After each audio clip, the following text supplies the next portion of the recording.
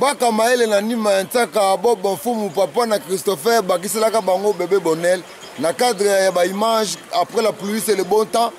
tozwami lisusu bongo précisément kaka na commune ya Kalamu tobetaki bongo shit na quartier Kimbangu botala ndenge nini mbula et beti minga kolobeza kasi na kolinga bolanda biso na bokebi le révérend Boulenga Papi Kizaza Aigle Guy Kinzonzi groupement munene ya Mbeteke azolanda biso bongo na bokebi botala ndenge nini ndenge tolobaka pour la pluie le bon temps mais kasi pa batu misusu ezalaki le bon temps te Bob Mfumu papa na Christopher baka maele na nima ya ntaka Pelo Pro TV balandi bolanda biso bongo na bokebi botala ndenge nini mbula esilaki na commune ya Kalamu na quartier Kimbangu eza dega Pelo Pro TV pesa bango ba image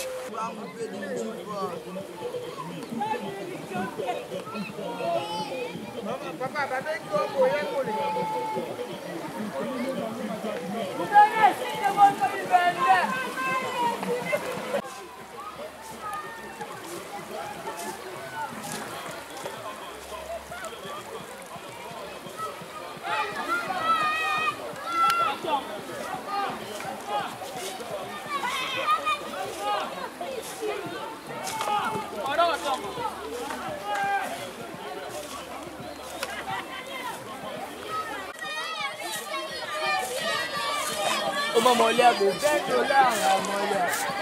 l'a ça donc à vous de prendre le bas il faut maman l'a $20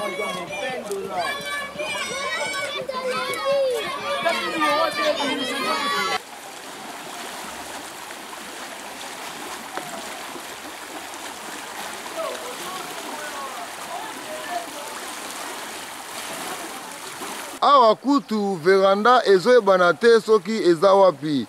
ngai botala bino moko balandi ya Pelo Pro TV eza dega fenêtre ekomi mesure moko na mai eza dega Bob Mfumu papa na Christopher mundabi tala bato Kimbangu badindia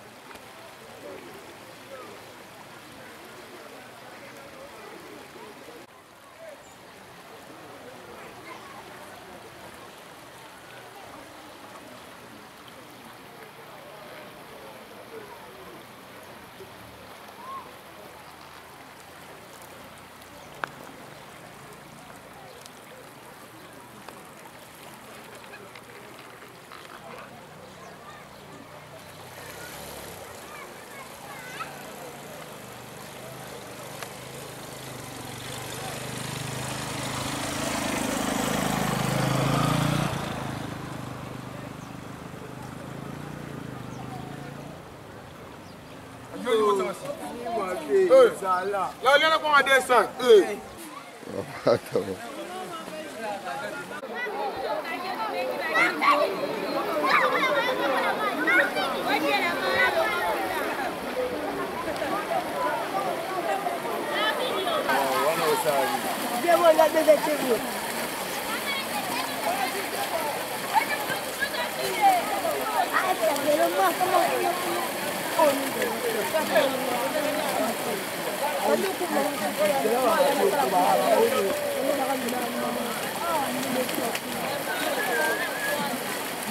Caméra.